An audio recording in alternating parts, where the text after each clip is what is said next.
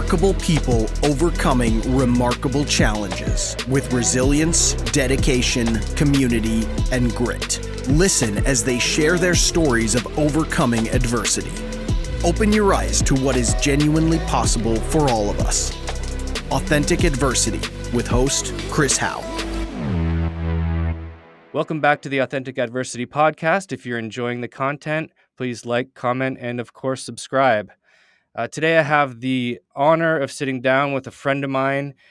He is the author of Dharma Punks, the founder of Refuge Recovery and Against the Stream. Welcome, Noah Levine. Thanks, Chris. Good to be here. Yeah, man, it's great to see you. It's been a little while since we've been sort of face to face through through a screen, but it's always great to connect. And you've really you and Refuge Recovery and the groups associated have really had a big impact on my life in recovery, and have had has really changed the dynamic and the direction of my recovery. And for that I'm forever grateful. And it's been an honor to have our own group and to be connected to the people in Refuge, because I mean, what a perfect, for me, it's perfect for my life and for my my lifestyle as well. I've met some fantastic people, made some unreal friendships through it. And man, I just I want to say thank you for kind of birthing the program and continuing to do all that you do. It's amazing. Yeah, my pleasure. And I'm always stoked to meet anybody that's committed to recovery and service. But then there's always some kind of, like, when there's mirroring, people like you who look like me, come from a similar background, similar interests. Yeah. That sort of there's a lot of people in recovery who we wouldn't normally associate with, and then there's the people like us where it's like, oh yeah, we would be friends anyways. For sure. Exactly. Yeah, well, definitely. And I think that it really attracts a lot of like-minded people, but also people that I have connected with that I wouldn't otherwise have a connection with. So that's a beautiful thing as well. Absolutely. Yeah. Absolutely. So, I usually like to talk about the guest story and sort of like how they got to where they are today, and sort of adversities they've overcome in life, and how your life is different as a result. And for anybody who hasn't read Dharma Punks, go out and get the book. It's fantastic. I mean, to me, that's before I met you, I had read the book, and I could connect and relate to so much in that book. Your childhood was very, very similar to mine. There's a lot of things that I found myself reading it, just saying like, oh, that's me. And so the relatability was amazing. And just to get to know a bit about your story was fantastic, prior to meeting you, and then spending some time, doing work with you, and, staying connected, has been amazing. But I feel like I know, in reading the book, I know a side of you that, I know how you got to where you are today. And so I would love for the viewers and listeners to kind of get a sense of what's in that book, and what brought you to where you are in life today. Yeah, sure. Hard to do concise, but my early life, I was born into a family of American hippies, and my father was already very much into Hinduism and Buddhism, and was a poet and a writer and a drug addict, that had, my father has stories about, like, I used to, was strung out on heroin, carrying guns in Mexico City, doing this sort of beatnik, like, drug addict, poet, thing. And he said, and at some point, I was more and more interested in spiritual awakening.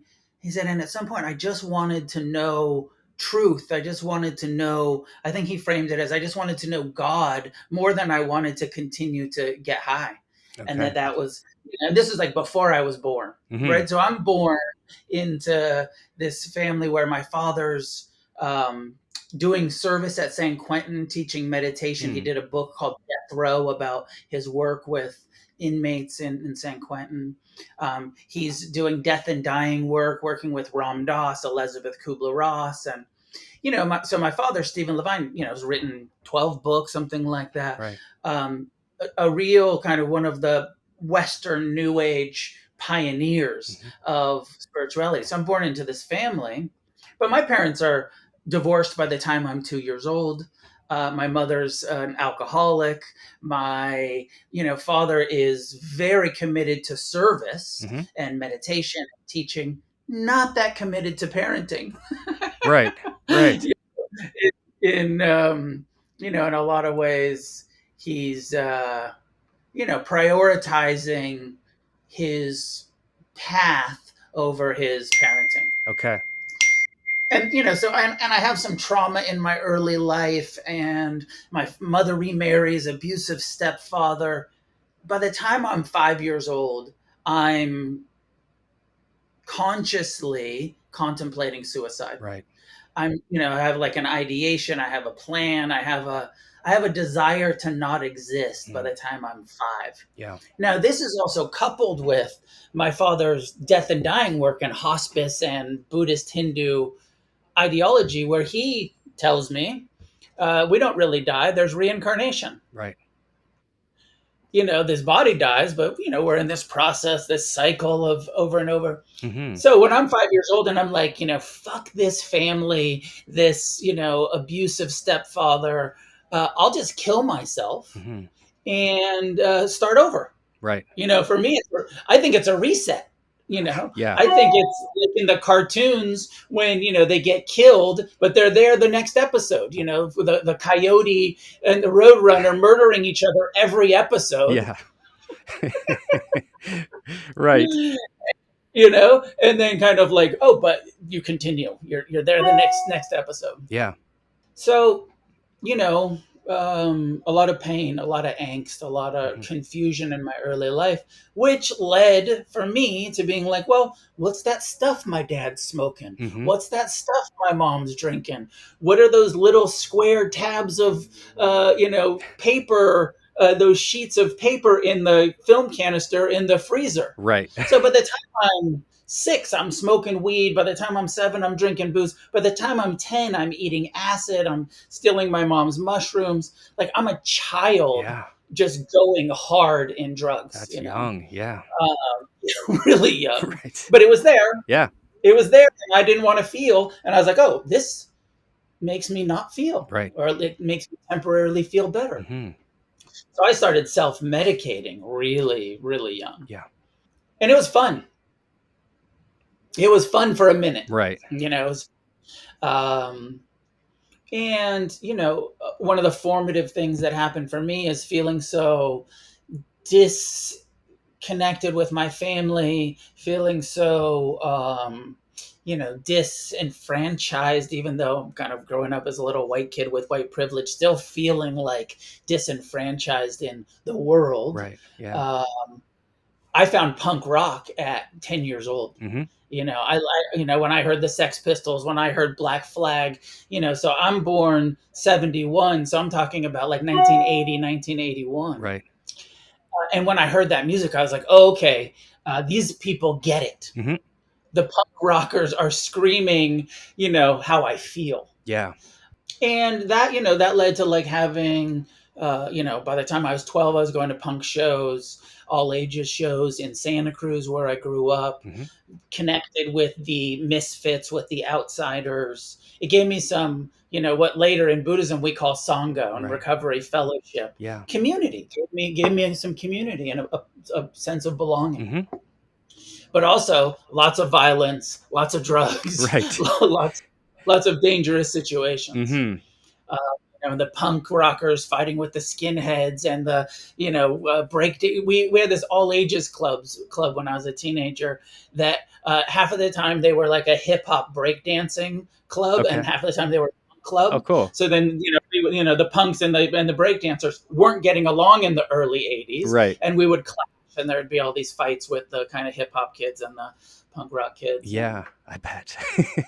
That's fun. Yeah. And then within the punk scene, lots of violence and lots of different cliques. The Of course. skinheads and the racist skinheads and the non-racist skinheads and the punks and the hardcore kids and yeah. But I loved it. I feel blessed to have grown up in the. Maybe most people feel this way, but in the early '80s, where whatever generation we come from, I'm like, we look back and we're like, those salad days. That was great. It was amazing. For sure. Especially in the punk rock hardcore scene. I mean, it to me, it's like a golden era, and very much similar to what you're saying. That sense of community in that that culture and subculture.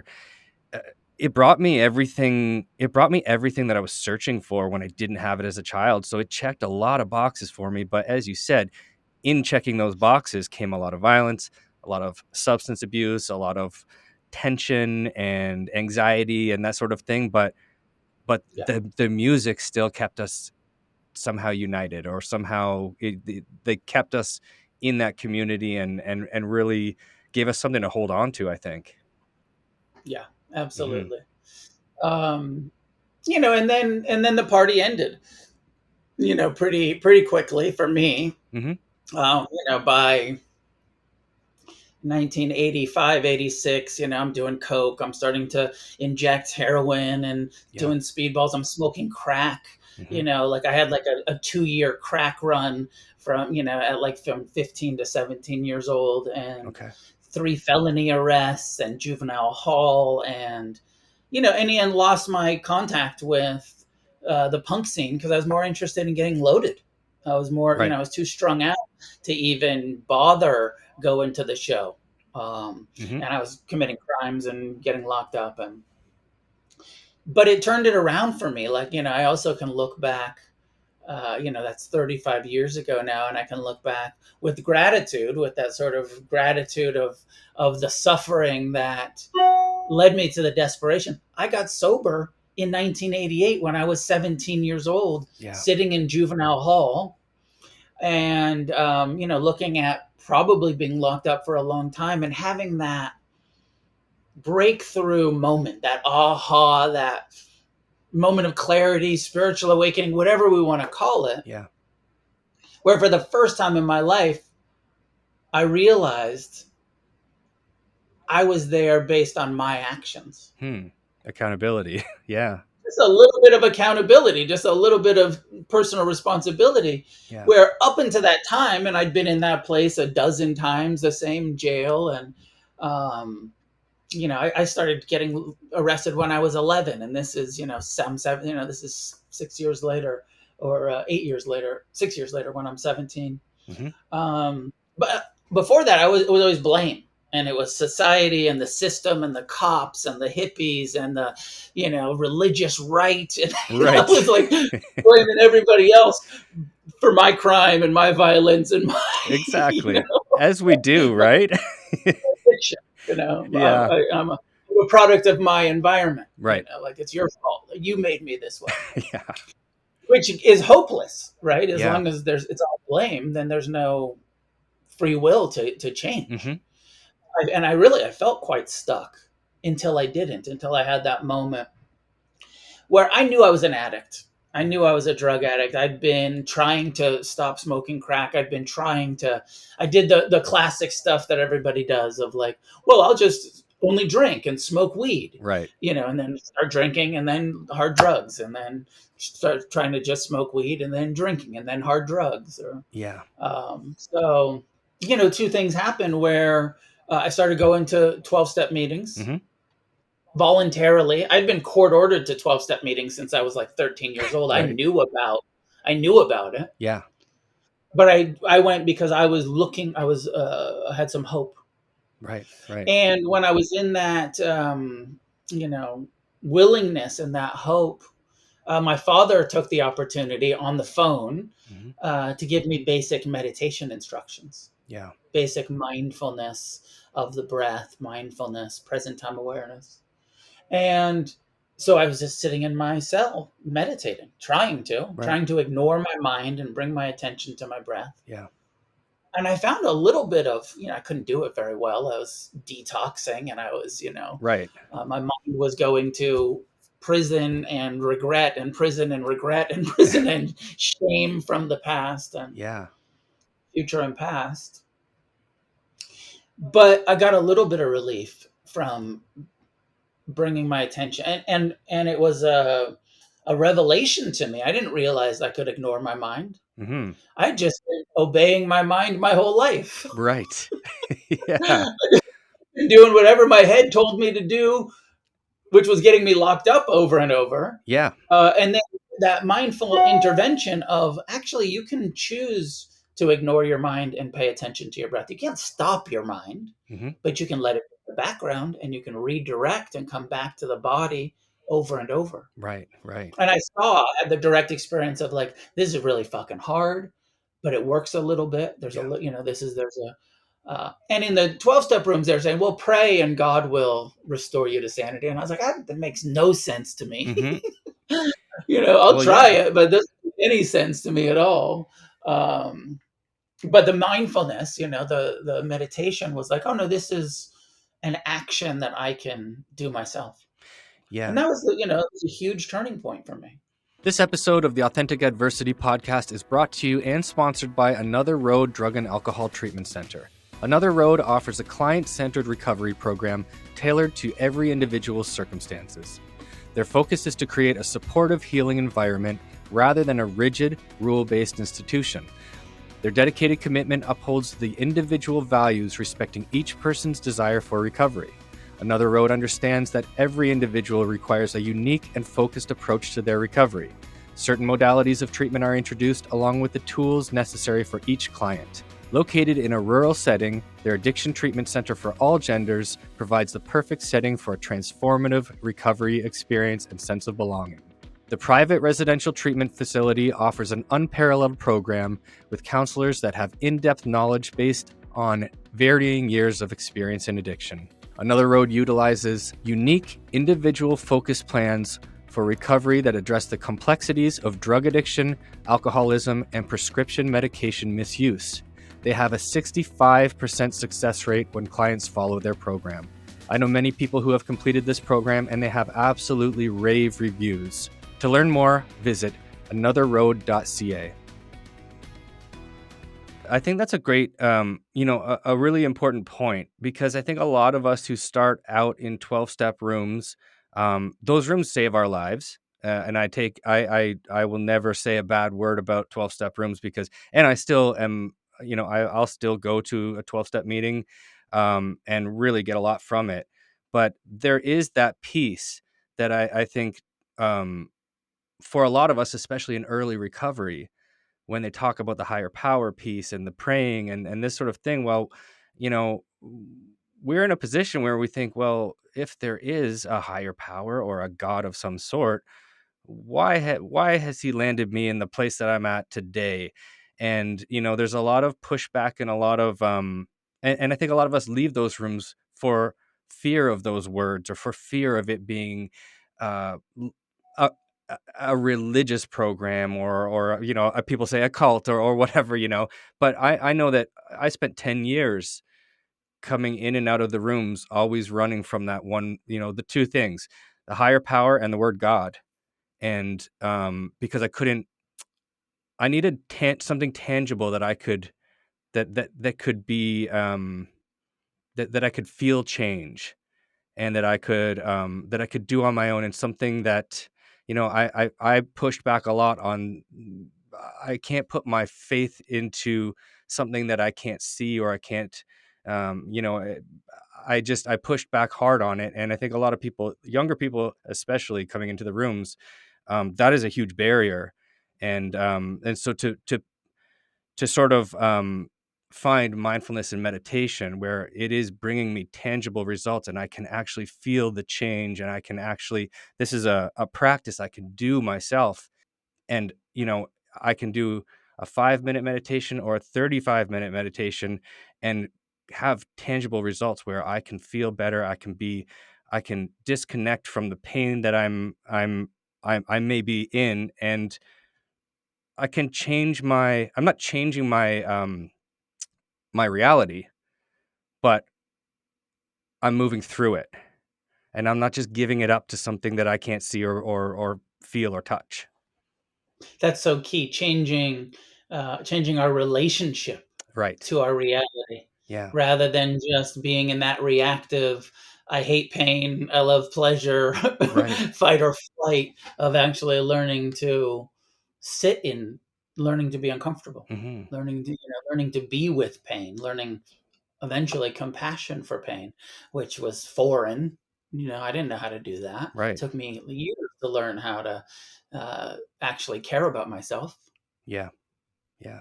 and to let go, and to let go of, the needing the next fix, the next pleasant distraction. Yes, exactly.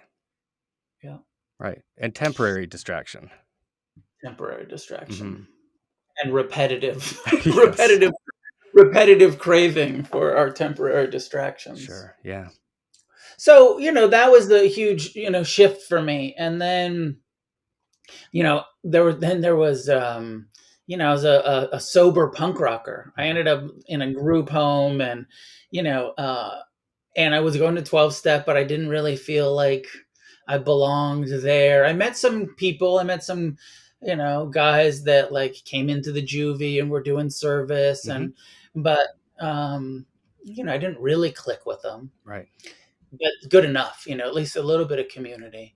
But then in the punk scene, this is 1988. So there's this second wave of straight edge, Yeah. 88 youth crew with, the bands from Orange County, like Instead and No for an Answer, Mhm. the New York bands, Youth of Today and Bold and Gorilla Biscuits. And so it's this great time. I'm 17, I'm sober and straight edge, and there's all these, sober punk rockers, hardcore kids. Yeah. Um, and so like I had something to identify with, as like, not only am I in recovery, but I still have this punk identity that is drug-free punk now, rather than being the crusty street drug addict punk that I used to be. Now I'm going to be the clean cut sober hardcore punk. For you sure. know And you are still getting the community from the straight edge, straight edge crews, right? Like you've got people to connect with and people to um, fill your time, like going to shows and still doing the things that you love and being accepted in that community of we're not warping our minds, we're not warping our bodies, we're straight edge and we're sober, and but we're having a lot of fun. Yeah. Yeah. And my ego just grasped to it. I was just grasping, Hmm.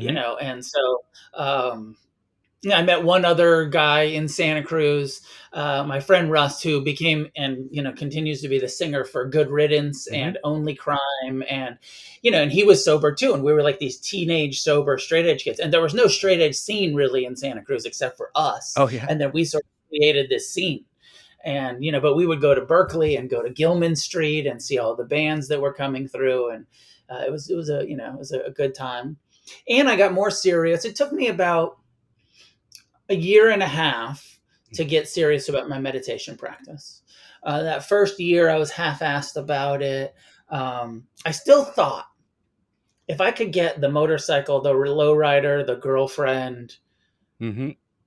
my boots, Yeah. record collection, just that sort of like material stuff. I thought, oh, as long as I stay clean and I get some stuff, I'll be happy. Right. But like I didn't know how to live, so I was doing graffiti, I was stealing, I was fighting, I was clicked up with like pseudo motorcycle club stuff. There was like some bad shit happening Sure. around me, even though I was sober, Hmm. and um, and that was the sort of second adversity for me that was like, well, meditation is the only place I'm finding any real hope. Right. And so I'm going to try to take this more seriously. And I'm going to try to work the 12 steps. I hadn't really worked them. I'm trying to find my way through the 12 steps with a sponsor. And I went to my first meditation retreat. Hmm. It's 3 day silent meditation retreat. I'm 19 years old. Wow. Yeah. And, and then I was like, okay, I found, in Buddhism, in recovery, I found fellowship. Hmm. In straight edge, I found fellowship, community. But in the 12 steps, I couldn't quite get my mind around the theistic philosophy. Okay. The God, higher power, powerlessness, defects of character. There was just too much philosophically that I didn't believe. I don't believe that humans are powerless and that only God can restore humans to sanity. I don't believe that humans are defective, or, that these natural, afflictive emotions are shortcomings. Right. I didn't believe any of that, but I believed in the peer support. Hmm. I believed in service. I believed in, helping each other. And in Buddhism, I found something that I could believe in, what we were just talking about, of Right. like, oh, here's an action that I can take. I can train my mind. I can sit in meditation. I can change my relationship to pain and pleasure. I can change my relationship to the self, the ego, through doing the work, Hmm. through taking the action, not a external higher power divine intervention, but through humanist psychology, of directly experiencing. And being an alcoholic addict, I have a tendency, you and I both, we have a tendency Yeah. to, we're not going to get one tattoo. We're going to get covered in tattoos. Right. We're not going to, so that energy, that, kind of compulsive, impulsive, all in energy for me went towards spiritual awakening. I was like, okay, I want to get free. Right. I want to wake up. I want to heal. And so I started doing retreats and sitting every day and going to 5 day retreats, then 10 day retreats, then 30 day retreats, then 90 day retreats, just going all in on the kind of like, I want to see how far I can take this thing. And then Buddhism talking about enlightenment. And I'm like, okay, what's enlightenment? I want that. Sure. Nirvana. I want that. More Yeah. craving, more of that same, like, I want a craving to, escape, Right. but in a healthier way, Hmm. in a wiser way, and in an immature way in those early years that led eventually to a more mature understanding of what it means to Yeah. heal and to recover and to get free from suffering. The bad news is Buddhism, there's no freedom from pain. Hmm. Right. And I think I thought in the early years that if I was spiritual and ethical and wise, and that I wouldn't have pain anymore. And it took me a long time to realize, like, oh, that's not how it works. Yeah. Right. You still have pain. Life, there's all of this pain and difficulty and conflicts and in life, but the tools to, as you were saying earlier, navigate it, to deal with it, to change our relationship Definitely. to it. Yeah. Right. Well, that's the thing, right? It's life is not going to change for us just because we are meditating and we're practicing mindfulness and we're part of these groups, and life is still going to happen to us. So let's prepare for life to happen and move through it Yeah. with a healthy relationship to these things. Yeah. Hmm. Yeah, and of course our lives change in drastic ways because we're not on the streets anymore, we're not strung out. But it doesn't make pain go away. It doesn't make impermanence and challenging relationships and group dynamics, and doesn't get rid of the ego. And if anything, it, recovery and can inflate the ego and that sense of Sometimes, yeah. self. Yeah. you know and so trying to there's so much work to be done once we get sober, and then we start turning inward and really investigating. So I spent 10 years, just going to retreats and going to Asia. And I spent 2 years celibacy in my totally celibate in my early 20s, and Yeah. had a teacher and was studying with the Buddhists. Um, and then at some point, I thought maybe I'd become a monk, and some of my teachers were monks, and I thought maybe a monastic, and then the hardcore kids, from Youth of Today, Hmm. Ray and Purcell, Yeah. they became Hare Krishnas, right? Yeah. And so then there's shelter, right? Then there's this Hindu influence in the Yeah. scene, and they're celibate, they're brahmacharya, and so there was all of this support of like young men being celibate, being ethical, being vegetarian, being all of these Right. uh, all through the late 80s, early 90s. So there was a huge influence there and support on some level, but I didn't love the Hindu stuff. Hmm. It was also a little too theistic for me. Okay. They're still petitioning Krishna as their higher power, where Buddhism I just resonated so much because there's no higher power. There's no theism. It's humanist psychology. Right. So anyways, and in my late 20s, um, after I was sober for about 10 years, some of my teachers, my father, Ajahn Amaro, my Buddhist monk teacher, Jack Cornfield, my secular, householder teacher, they all started to encourage me to teach Hmm. to my sort of the next generation. And so I started doing some meditation groups and doing some teacher training, and then I wrote that first book that we were talking about, Dharma Punks, Right. and that came out in 2003. Hmm. And then that kind of just like led to this trajectory of like, I did a 5-year teacher training. I did a master's degree in psychology. I went back to school. I became a graduate level psychologist, and then the second book, Against the Stream, and then the third book, Heart of the Revolution, in the early, 2000, I think it's like 2003, 2007, 2011. Hmm. And then in 2014, Refuge Recovery. I started teaching, and Dharma Punks became bigger, and I opened meditation centers, Against the Stream meditation centers. And half of the people were in recovery. Right. But I didn't in the beginning. I made a decision early on. I was like, I don't want to exclude people from our Buddhist community who aren't in recovery. Hmm. Right? Because for me, it was recovery that led me to Buddhism. But as I started teaching in Dharma Punks, all of these punk rockers that were like, I'm not an addict, but I need this. Right. Right. Yeah. And so when I started teaching, I just kind of said, like, well, this is a kind of alternative Buddhist community Okay. against the stream Dharma Punks. Hmm. But then so many people came to me over the years saying, like, I want to use this for my recovery. I don't like the Christian based 12 steps. Yeah. I want to use Buddhism. And I hated having to say, like, we have to do both. Yeah. We got to do, our Buddhist practice, and we got to do some 12-step stuff, even if we don't like the philosophy. Right. Right. Which led me eventually to kind of realizing, oh, we need a Buddhist recovery program, Hmm. because this is perfect for recovery, but we need peer-led support, Hmm. which led to the creation of Refuge Recovery. And it was about 2008 when I started it in Los Angeles, and then took a few years trying the groups out and kind of testing them and seeing what was working and what wasn't working, and Yeah. creating, adapting the Four Noble Truths and the Eightfold Path as the process of recovery. And then the book came out in 14, and within a couple of years there was hundreds of refuge meetings. Yeah.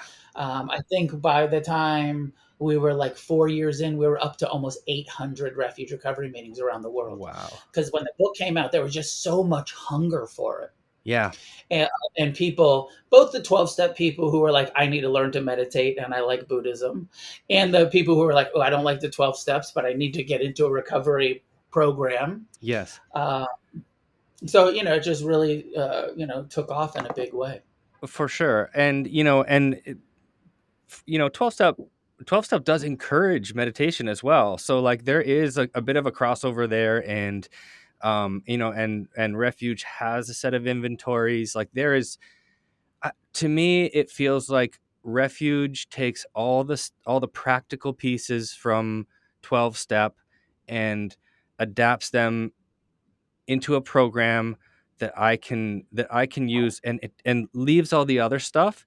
And all that other stuff is great for some people, but the Yeah. stuff that I wasn't connecting with, I find this is what I find beautiful about Refuge. It's Refuge has it all for me, um, because the stuff that I didn't connect with is not in the program, but the stuff that really worked in my life when I was working the steps, doing inventory, making amends, just living better, passing, carrying the message, all of these things is part of Refuge. So, those are the things, and those are the big things that gave me freedom in 12 step. So I still get Yeah. to do the things that encourage freedom in my life, but now I have some tangible, processes and a community of people who are on the same page. And, a lot of the people that I know that are Refuge members have come over from 12 step. Maybe they dip their toe in both, which is fantastic as well. Right. Like that's what I love about, another thing I love about Refuge is there's no substance specific talk. There's no, we nobody is ever saying, even if you came from the 12 step rooms, nobody is taking anything away from that program, because for a lot of us, it saved our lives. Right. And so, There's probably some 12-step bashing that happens in some circles.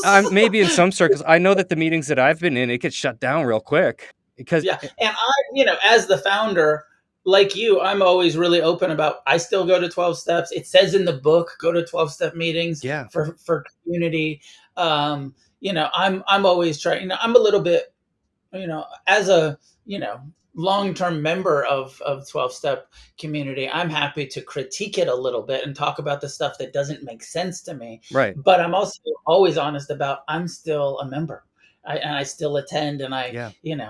and for me, as the founder of Refuge Recovery, I love to go to 12-step meetings so I can actually be anonymous. I love Refuge. I attend meetings. I secretary a meeting. Hmm. But, as you can imagine, being the founder, you don't quite get the experience of anonymity, of Yeah, like for sure. just being a member, where I could go to, AA and just be a member. Yeah. This episode is sponsored by Carousel Tattoo and Barbershop. Custom tattoos and traditional barbering exceptionally tailored for each individual. Located in the historic lakeside community of Port Dalhousie, Ontario, Carousel Tattoo and Barbershop creates from their passion and dedication to the craft, combining traditional standards of uncompromising quality and exceptional service with modern craftsmanship to create a one-of-a-kind tattoo experience and head-turning cuts. Their aim is to continuously improve their skill set and give back to their trade and local community in a positive and impactful way. Visit Carousel Tattoo and Barbershop in Port Dalhousie, Ontario.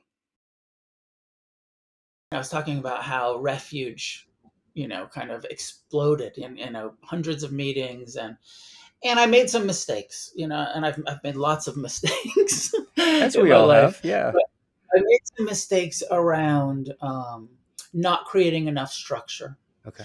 and kind of having this like, oh, I created the program. Let's let the community create the structure. Let's trust that everyone will come together and we will have a democratic process of creating a infrastructure for this program, Right.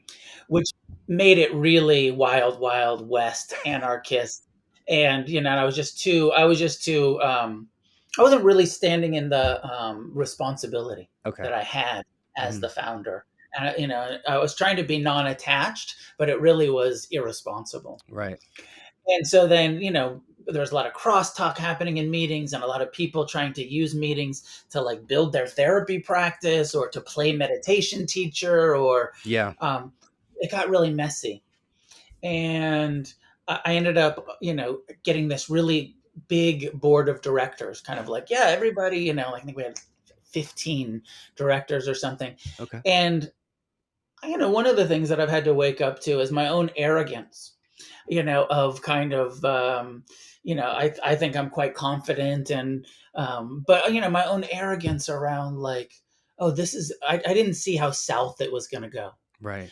And, within a year or so of having this big board of directors and hundreds of meetings, there was the factions that were like, well, we want it to be this way and we want it to be that way. And really quickly, people saying like, and we think Noah should step down because of like, in order to really be a community led, we can't have a founder.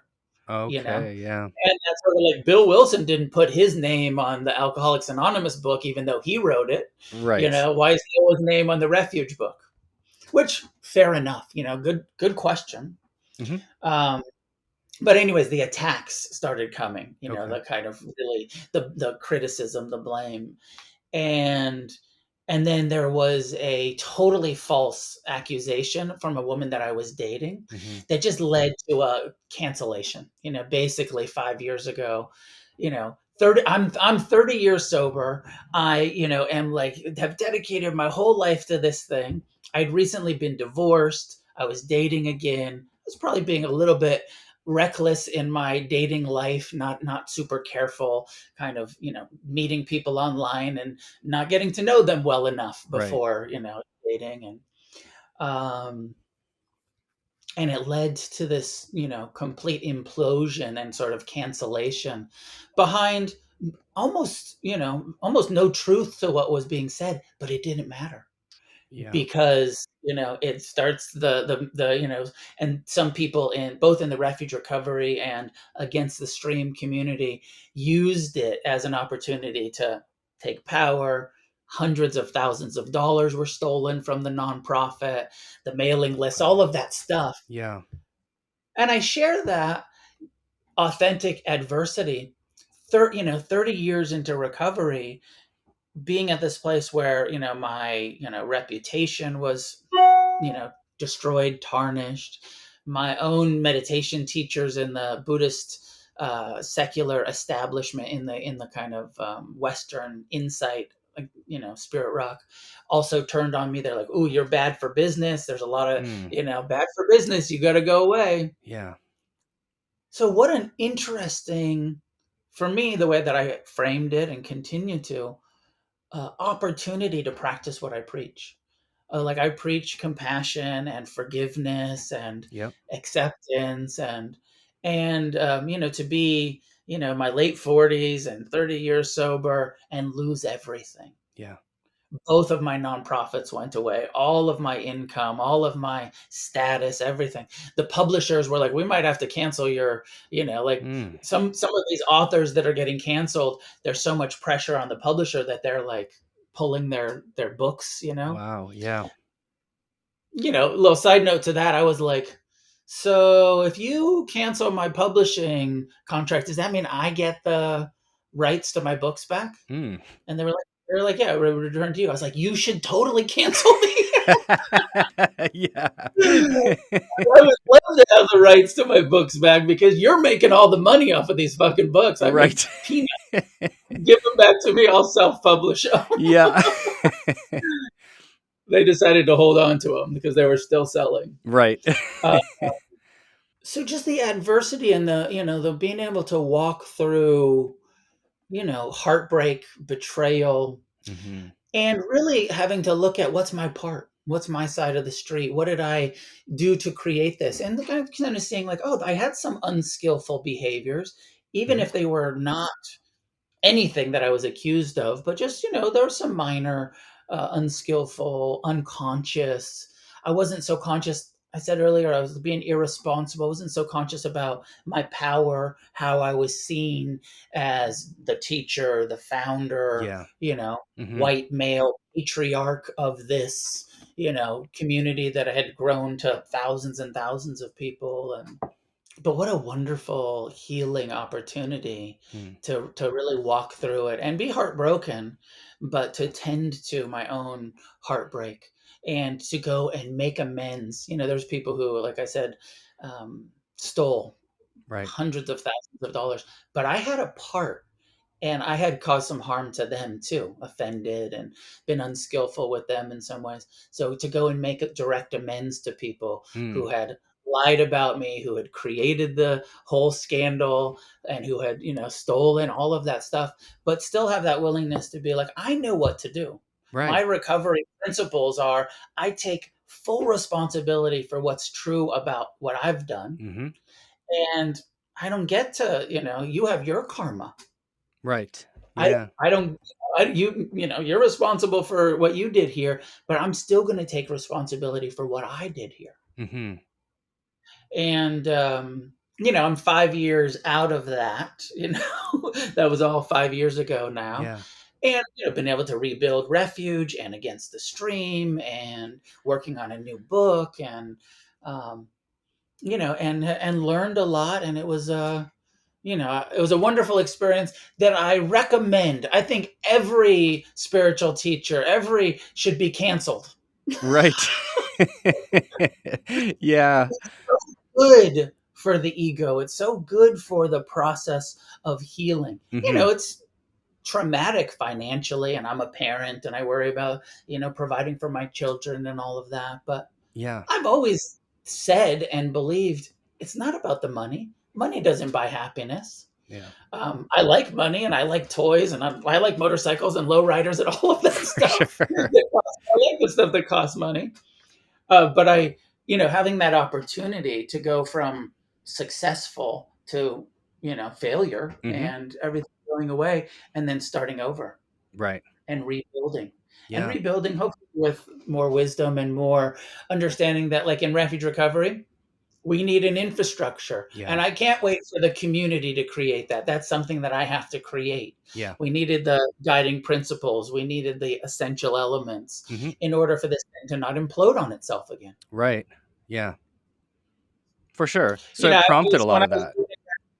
when I was creating Refuge, I was like, well, it took them 15 years to create the 12 traditions. So Yeah. we got time. Yeah. Right.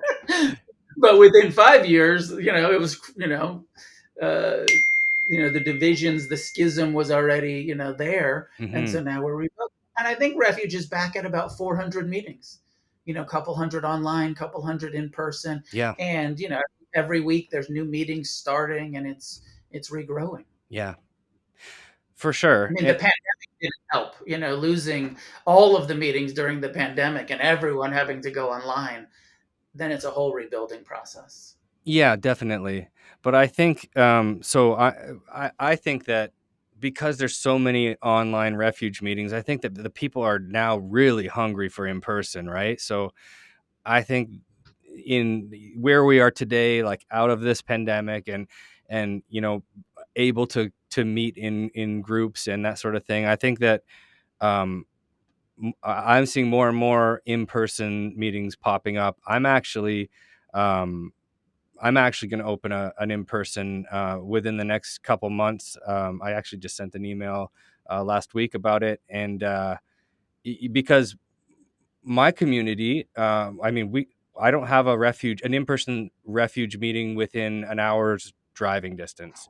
So my community is starving for it, would love it. Yeah. Anybody who comes Yeah. to our online meeting is like, where can I get more of this? I need this. Like, why is there not in person? This is the missing piece that I've been looking for. And I feel like, and that was the emotion that I experienced when I first found Refuge. It was like, this is the fit, like Yeah. I'm now, I've finally found my fit and my community, really. So I'm really excited to open it in person, and I think that it's gonna be a hit in my area, because it's we don't have it, and I know a lot of people go to online meetings around here, so they're gonna jump to get to an in person. I'm hoping. And And I think there used to be some refuge meetings up in Toronto. You guys are close to Toronto, right? yeah, we're about 45 minutes from Toronto. There's a couple there still, but Yeah. it I mean, where I'm at, you got to drive. Who wants to drive an hour to a meeting, spend an hour Yeah. at a meeting, and drive an hour home, right? Yeah. Um, No, for sure. yeah. So I'm really excited about that, and I think that you know, helping to build that community here locally for me is also gonna give back a lot. And we got a great space opening up for it too. So I'm just really, really stoked on it all. Um, I love it. Love yeah, it. yeah, I'm really excited for it, and I know that I've got like a bunch of people kind of like just waiting, like waiting to jump at it. So it's great. Um, No, Yeah, I mean, I always love hearing that because you feel that way. I feel that way too. mhm, Like it's a little bit strange to be the founder of something, but I created what I wanted to participate in. mhm, Like it's to have a group, a recovery group where we're meditating together and we're talking about addiction, because the Buddhists, they don't understand addiction, right. you know and then the recovery people don't understand Buddhism, so to be able to have that conversation in the same room Yeah. is so cool. Yeah. It's honestly, it's a perfect marriage of the two groups, right? Like, and I think that you do such a great job of it, and the work that you do with Against the Stream as well. You're leading groups in meditation and starting a conversation there as well, which I think is Yeah. really important. And I mean, I don't when I'm in my car, I don't listen to music anymore. I'm listening to a Dharma talk or something, and I think to me that piece that you give back there as well is massive because we can all access that stuff. Yeah. Well, and for anybody listening to the podcast that wants to, that's interested in, every Monday night I do the Against the Stream, and you can come live on Zoom. So that's through the againstthestream.com. People can find that out. And then the first Thursday of every month, I do a Dharma talk, a short one for Refuge Recovery. And so that's the first Thursday through refugerecovery.org.